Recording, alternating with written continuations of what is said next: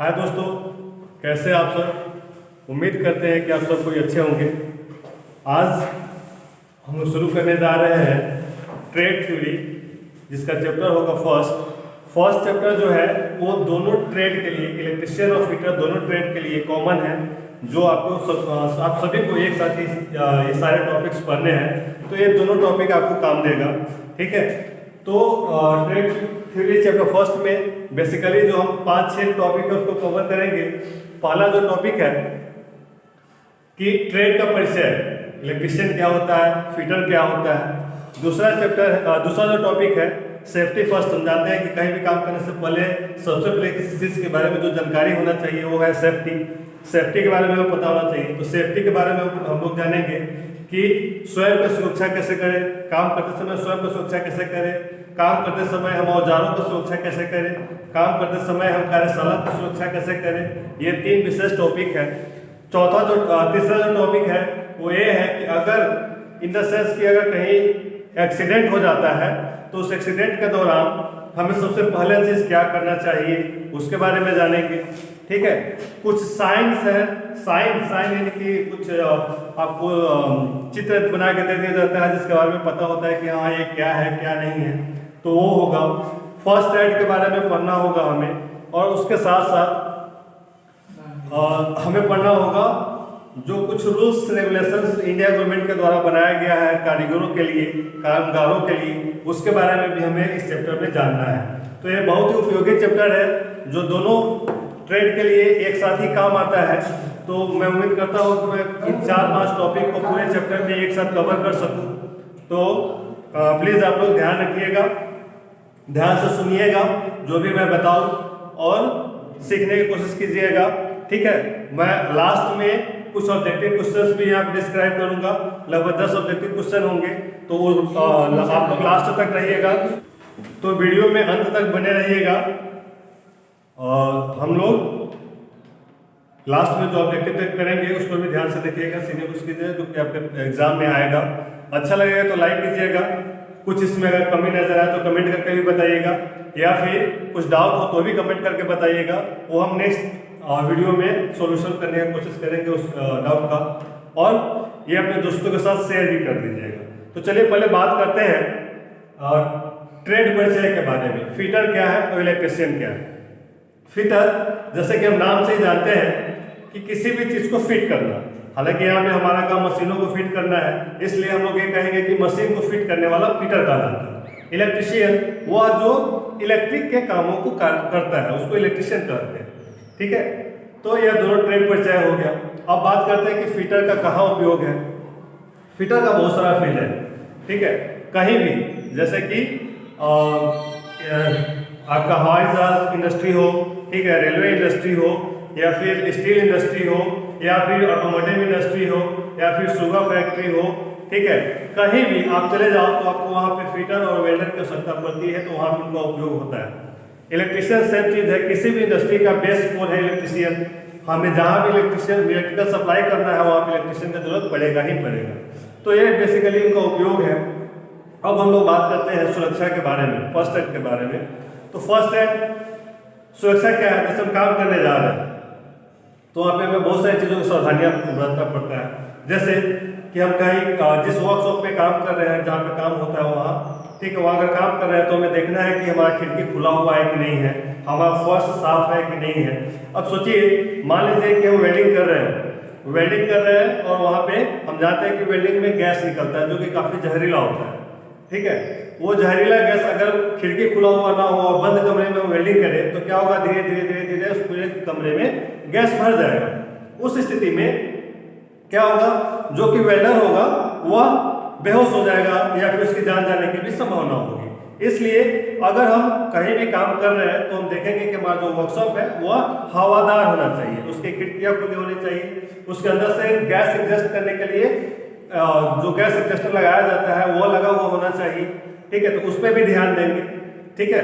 दूसरी चीज, फर्श क्लीन होना चाहिए। अब मान लीजिए कहीं से कोई तार टूट के गिर गया और फर्श पे तेल बिखरा पड़ा हुआ है, ठीक है, या पानी बिखरा पड़ा हुआ है, तो हमें पता है कि पानी क्या होता है, इलेक्ट्रिसिटी का संचालक होता है। ऐसे स्थिति में वह करंट जो है पूरे वर्कशॉप में सप्लाई हो जाएगा। फिर वहाँ पे जो काम करने वाले मजदूर हैं उनके लिए यह डेंजर साबित होगा। इसलिए हमें इस टाइम ध्यान देना होता है कि हमारा जो वर्कशॉप है वो पूरी तरह से क्लीन होना चाहिए। तीसरा जो चीज़ आता है, हमें जितने भी काम करने वाले चीज़ है, चाहे वो मशीन हो या फिर हमारे छोटे छोटे औजार हो, उनको सही जगह पे व्यवस्थित करके रखना चाहिए। क्यों? क्योंकि अगर हम जैसे मान लें कि कोई कटिंग टूल्स है वो हमने कहीं और रख दिया है, हमें पता नहीं है, सडनली हम वहाँ पे गए और वो गिर गया, ऊपर से कटिंग टूल्स है वो गिर गया तो क्या होगा, हमारे शरीर का कोई अंग काट देगा, कुछ हो सकता है। या फिर कोई भारी पदार्थ हमने ऊपर रख रखा है जो कि वहाँ पे नहीं होना चाहिए, ठीक है, वहाँ पे नहीं होना चाहिए। दूसरा किसी को पता नहीं है कि वहाँ पे वो चीज़ रखा हुआ, वो गया, अगर वो गिर गया तो उससे क्या होगा, हमारे सर पे गिर सकता है, हमारा सर फूट सकता है। तो हमें हर एक चीज़ प्रॉपर ढंग से प्रॉपर जगह पे ही रखना चाहिए, ठीक है। तो ये सब कुछ चीज़ें सावधानियां हैं, कुछ जानकारियां हैं जो वर्कशॉप के बारे में आपको पता होना चाहिए। चलिए, एक्सीडेंट क्या है? एक्सीडेंट हम लोग लाख सावधानी भी बरतते तो अगर थोड़ा सा बैड लक हो तो एक्सीडेंट हो जाता है। ऐसे स्थिति में हमें क्या करना चाहिए? ऐसी स्थिति में फर्स्ट एड, अगर हम जिस वर्कशॉप पे काम करें उस वर्कशॉप में एक फर्स्ट एड का किट होना ही चाहिए, फर्स्ट एड होना चाहिए। मान लीजिए कोई कट गया, हमारा ब्लडिंग होने लग गया, तो हमें उससे बचने के लिए डिटॉल, बैंडेज ये होने चाहिए, छोटी मोटी दवाइयाँ होनी चाहिए। ये फर्स्ट एड में आता है। जैसे किसी को बुखार हो गया, सर दर्द हो गया, तो जो छोटे छोटे कुछ दवाइयाँ हैं, जो प्रॉब्लम्स हैं, इनके लिए दवाइयाँ भी अवेलेबल होना चाहिए। अगर इन द सेंस कि हमारा कट गया तो हमें कहीं बाहर जाने की जरूरत नहीं, मान के चलिए कि हमारा वर्कशॉप में पट्टी ना हो, ठीक है, डिटॉल ना हो, तो उस स्थिति में हमें क्या करना होगा, हमें बाहर किसी क्लिनिक के पास जाना होगा। तब तक जाते जाते बहुत सारा ब्लड हमारे शरीर से बाहर आ जाता है, वो हमारे लिए डेंजरस हो जाता है। वही अगर हमारे वर्कशॉप में पट्टी हो, अवेलेबल हो, डिटॉल्स अवेलेबल हो, तो हम लोग वहीं पे उसको क्या कर लेंगे, बांध लेंगे। बांध करके फिर हम जाएंगे तो हमारे लिए समय का बचत होगा, फिर जाकर हम दवाई ववाई लेकर के अपना इलाज नेक्स्ट करा सकते हैं। तो ये सारी चीज़ें वर्कशॉप में अवेलेबल होनी चाहिए। और हम लोग बात करेंगे कुछ संकेत का। जैसे मान लीजिए ये संकेत आपका दिया हुआ है, ठीक है, वहां पे एक ऐसा बना हुआ है,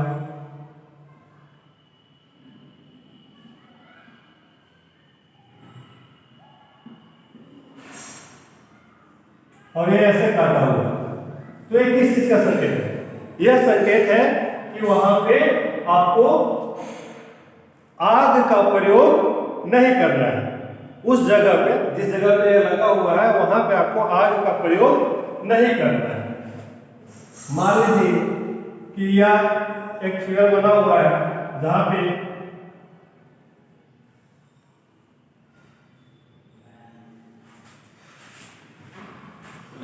कुछ इस प्रकार का बना हुआ है, तो इस संकेत का क्या मतलब होता है? इसका मतलब होता है डू नॉट रन, मतलब वहां पे आपको दौड़ भाग नहीं करना है, वहां पे आपको दौड़ भाग नहीं करना है।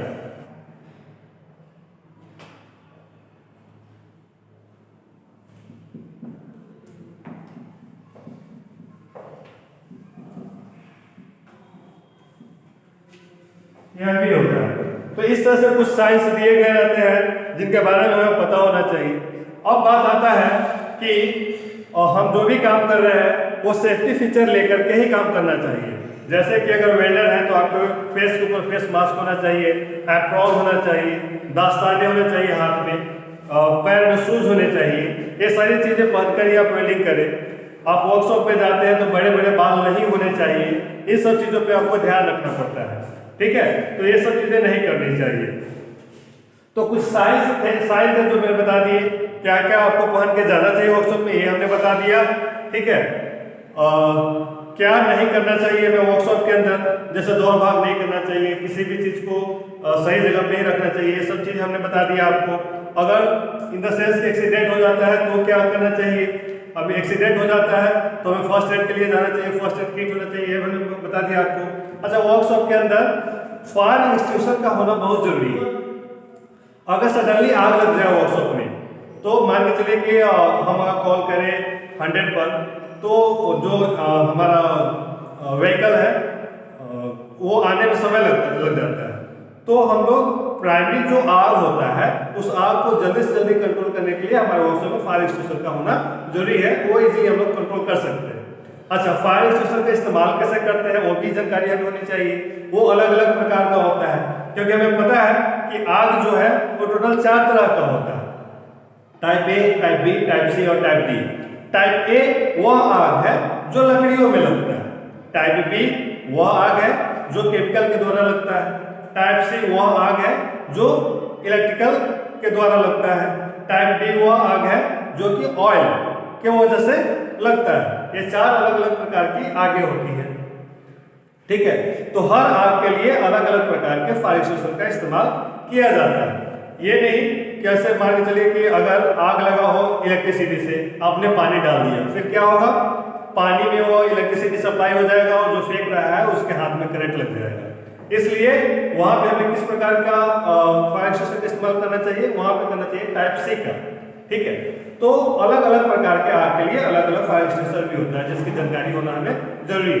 अक्सर आप वर्कशॉप में जाइएगा तो ये देखिएगा कि एक बाल्टी नुमा एक चीज वहां रखा हुआ रहता है जिसके अंदर बहुत सारा बालू भरा हुआ रहता है। तो वह क्यों रहता है कि उससे भी आग ही बुझाया जाता है। जैसे मान के चलिए कि यहाँ पे एक प्लेस है जहाँ पे आग लग गया अभी और हमें पता चल गया, फिर हम क्या करते हैं, बालू वहां पे डाल देते हैं। बालू डाल देने के बाद में क्या होता है, वो आग बुझ जाता है। अच्छा, हम जानते हैं कि आग किन कारणों से लगता है। आग बेसिकली एक क्रैकर फ्लेम में वर्क करता है, एक क्रैकर फ्लेम में वर्क करता है। पहला वह चीज जिसमें आग लगता है, वह चीज जिसमें आग लगता है,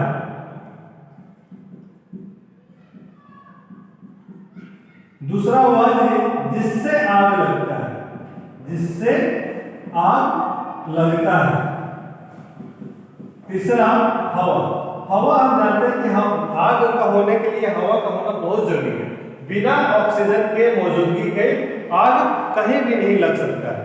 तो हम लोग जो बालू फेंकते हैं, ठीक है, या पानी फेंकते हैं, तो क्या होता है, ये हवा को ना, इसमें जो अवेलेबल ऑक्सीजन है इसको वह खत्म कर देता है। खत्म करने के बाद में ग्राइंडर टूट जाता है, ग्राइंडर ब्रेक जाता है, फिर आग ऑटोमेटिक बुझ जाता है, ठीक है। तो यह आग के बारे में हो गया, प्राथमिक उपचार के बारे में हो गया। मान लीजिए वर्कशॉप में किसी आदमी का अचानक तबियत खराब हो जाए और सांस लेने में उसको तकलीफ होने लगे, उस स्थिति में क्या करना चाहिए, उस स्थिति में हमें उसके सीना को पंप करना चाहिए या फिर मुंह से हवा उसके मुंह में भरना चाहिए। मुंह से हवा उसके मुंह में जब भरते हैं उसको हम कहते हैं प्राथमिक उपचार में ही वो भी आता है, ठीक है। या वर्कशॉप में एक कृत्रिम श्वास यंत्र भी रखना चाहिए जिसके द्वारा भी हम उसे ऑक्सीजन दे सकें। चलिए कुछ नियम के बारे में जानते हैं जो भारत सरकार ने कामगारों के लिए दिया है। तो पहला नियम लगा था कारखाना अधिनियम 1948 में, जिसका मानना था कि कामगारों को क्या क्या सुविधा दिया जाना चाहिए, जैसे कि औद्योगिक संस्थानों में स्वास्थ्य और सुरक्षित परिवेश बनाए रखना, ये सब उसके कुछ टर्म्स थे। श्रमिकों पे श्रमिकों मान लीजिए कोई श्रमिक काम कर रहा है, उसका एक्सीडेंट हो जाए वर्कशॉप के अंदर, तो आपने सुना होगा कि कंपनी के अंदर एक आदमी मर गया तो उसे परिवार वालों को 4 लाख 5 लाख या 10 लाख जो भी रुपया मिला वो मिलता है। क्यों मिलता है, इसी अधिनियम की वजह से। अधिनियम का नाम क्या है, कारखाना अधिनियम 1948, जो कि काफी पहले पास हुआ था। इस नियम के आधार पर यह कहा गया था कि अगर कोई श्रमिक दुर्घटनाग्रस्त हो जाता है अगर किसी कंपनी के अंदर काम करते वक्त, तो उसके ऊपर जो आश्रित व्यक्ति हैं उनके वित्तीय सहायता उन्हें प्रदान किया जाना चाहिए।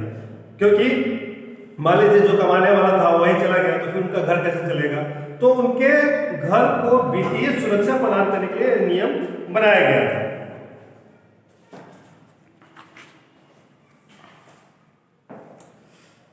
उसके अलावा 1936 में आया था मजदूरी भुगतान नियम, 1923 में आया था श्रमिक क्षतिपूर्ति अधिनियम, 1970 में आया था ठेका श्रमिक नियम एवं उन्मूलन अधिनियम। अच्छा, ठेका श्रमिक नियमन एवं उन्मूलन अधिनियम क्या था, यह ठेकेदारों द्वारा ठेके पर नियुक्त किए गए कर्मचारियों के हितों में अधिकारों को सुरक्षा प्रदान करना था। दूसरा इसका पॉइंट था ठेके पर रखे गए कर्मचारियों के रोजगार का नियमित करना। ठीक है। जैसे मान लीजिए कि कोई आदमी एक ही ठेकेदार के पास काफी दिनों से काम कर रहा है, सडनली उसको बोले कि तुम चले जाओ यहाँ से। अब 10 साल मान के चलिए जवान है, हम आज कहीं भी वर्क कर सकते हैं। 10 साल इस इंस्टीट्यूट को हमने समय दे दिया। जब हम बाद में अब बूढ़े हो गए, बूढ़े मतलब धीरे धीरे इंसान बूढ़ा ही होता है, बूढ़े हो गए, अब हमसे कहीं और काम शुरुआत नहीं हो सकता। सडनली ये इंस्टीट्यूट ये कहे कि नहीं आपकी जरूरत नहीं है, आपको यहाँ से हटा दिया जाता है। तो उस स्थिति में हम इस एक्ट के द्वारा इस इंस्टीट्यूट पे केस कर सकते हैं, फिर इन्हें हमें वापस रिकॉल करना पड़ सकता है। ठीक है, तो यह अधिनियम आपके कार्य को सुरक्षित करता है। ठीक है, यह बात हो गई। चलिए थोड़ा सा जान लेते हैं हम कुछ ऑब्जेक्टिव से लेकर के कि हाँ ये ऑब्जेक्टिव क्या क्या है। कुछ ऑब्जेक्टिव क्वेश्चन करते हैं, जैसे निम्न में से कौन सा दुर्घटना का कारण नहीं है।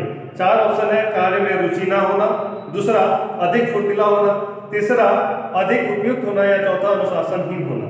तो कार्य में दुर्घटना का इसमें से कौन सा नहीं है यह आपको बताना है। तो जैसा कि हम जानते हैं कि इसमें जो ऑप्शन है उसमें जैसे अधिक फुर्तीला होना, फुर्तीला कोई काम आदमी मतलब अलग अलग टाइप के लेवल होते हैं। मान के चलिए कि कोई सुस्त काम करता है, कोई थोड़ा तेजी से काम करता है, तो तेजी से काम करना यह कोई कारण नहीं बनता है कि उसका एक्सीडेंट होता है। ठीक है, एक्सीडेंट होने के कारण बहुत सारे होते हैं, ध्यान न लगाना, ये सब अलग अलग कारण हो सकते हैं। फुर्तीला अधिक होना यह कारण नहीं हो सकता है कि वह एक्सीडेंट कर जाए। एक और इसी प्रकार का क्वेश्चन है कि निम्न में से कौन सा उपकरण दुर्घटना का कारण नहीं है। जैसे पहला मशरूम हेड चिजल, दूसरा फैले मुंह का स्पिनर, तीसरा पिसा हुआ वर्नियर कैलिपर, चौथा टाइट कसा एवं आरी का ब्लेड। इनमें से कौन सा कारण है जो दुर्घटना का कारण नहीं हो सकता है। तो इसका आंसर होगा सही, घिसा हुआ वर्नियर कैलिपर। घिसा हुआ वर्नियर कैलिपर इससे एक्सीडेंट हो जाएगा ऐसा कोई जरूरी नहीं है। ठीक है, कुछ और क्वेश्चंस लेते हैं, जैसे कि फर्स्ट एड बॉक्स को उचित प्रकार से सुसज्जित एवं डैश रखना चाहिए। कहाँ रखना चाहिए? ऑप्शन है महत्वपूर्ण स्थान पर, मशीनिंग क्षेत्र में, आसानी से अभिगम स्थान पर, या चौथा है सही स्थिति में। तो इसका आंसर होगा आसानी से अभिगम स्थान पर। मान के चलिए कि एक्सीडेंट हो जाए, हम लोग खोजने लगे कि फर्स्ट एड बॉक्स कहाँ है, तो ऐसे जगह पे भी ना रखें कि हमें खोजने में देरी हो। हम ऐसे जगह पे रखें जो सब जानता हो, सबको दिखता हो, तो आसानी से कोई भी जल्दी से जल्दी फर्स्ट एड बॉक्स को लेके आ सकता है। एक क्वेश्चन लेते हैं कि बेहोश मिले व्यक्ति के साथ आप कैसा व्यवहार करेंगे। ऑप्शन है तुरंत डॉक्टर के पास लेके जाएंगे, दूसरा देखेंगे कि सांस चल रही है या नहीं, तीसरा मुंह पर पानी के छींटे देंगे, चौथा कपड़े ढीले करेंगे। तो कौन सा करेंगे, थोड़ा सा गेस करके आप लोग बताइए। इसका हम देखेंगे कि उस इंसान का सांस चल रहा है कि नहीं चल रहा है। अगर चल रहा होगा तब नेक्स्ट प्रोसेस के लिए हम जाएंगे। ठीक है, तो कुछ इसी प्रकार का, जैसे कि कृत्रिम श्वास क्रिया का सरलतम विधि क्या है। कृत्रिम श्वास प्रक्रिया का सबसे सरल विधि क्या है? तो मुंह से मुंह में हवा देना, यह सबसे सरल विधि है। ठीक है, कृत्रिम श्वास देने के लिए सर्वप्रथम डैश को साफ करना चाहिए। पहला है मांसपेशियां, दूसरा है जीभ, तीसरा है मुंह, चौथा है श्वास नली। तो क्या करना चाहिए, थोड़ा सा आइडिया लगा आप लोग बताइएगा। सबसे पहले श्वास नली को साफ करना चाहिए।